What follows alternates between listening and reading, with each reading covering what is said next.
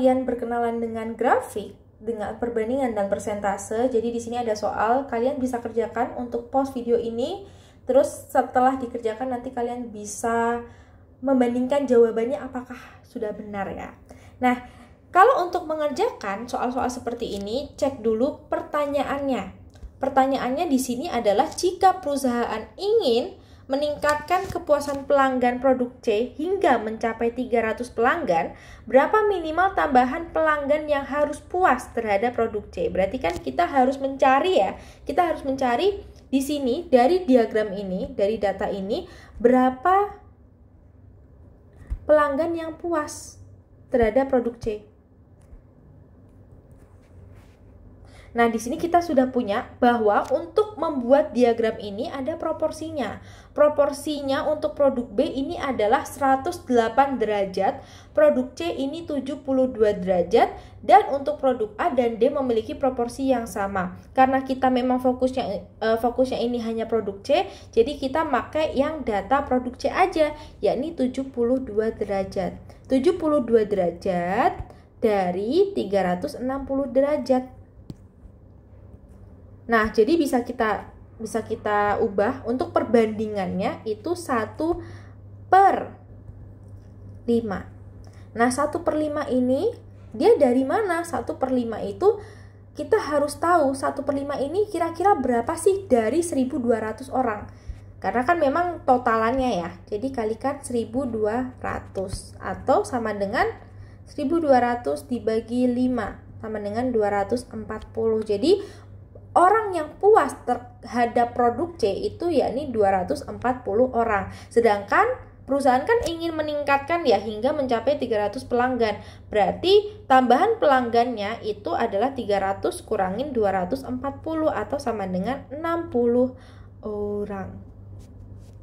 Yang C. Oke, next kita ke contoh soal selanjutnya. Sebuah sekolah mengadakan survei terhadap 800 siswa mengenai jenis transportasi yang mereka gunakan untuk pergi ke sekolah. Terus di sini kita bisa melihat bahwa dia berbentuknya persentase ya. Nah, pertanyaannya itu adalah perbandingan jumlah siswa yang menggunakan mobil terhadap jumlah siswa yang menggunakan sepeda. Oke, berarti yang menggunakan mobil itu berapa? Yang menggunakan mobil ini adalah 20% dibanding dengan jumlah siswa yang menggunakan sepeda. Yang sepeda ini berapa persen? 15%. Apakah kita bisa langsung mengerjakannya itu dengan 4/3? Nah, kita cek ya, kita langsung cek kira-kira apakah sama ketika kita langsung menyederhanakan dari persentase yang ada.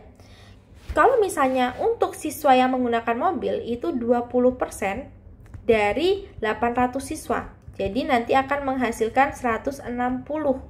Untuk siswa yang menggunakan sepeda itu adalah 15% dikalikan dengan 800 sama dengan 120 jumlah siswa. Nah, berarti kita bisa dapat 160 dibandingkan dengan 120 atau menghasilkan, kita sederhanakan dengan 40 ya.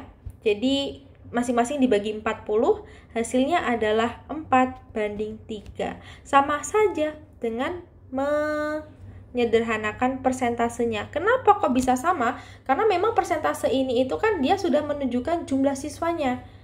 Cuman memang berbentuknya persentase. Maupun kalian kalikan dengan seluruh siswa yakni 800, itu sama saja. Jadi kalian nggak usah ngehitung seperti ini, tinggal persentasenya disederhanakan, yakni dibagi 5%. 20% dibagi 5% itu 4, dan 15% itu kita bagi dengan 5% jadi 3.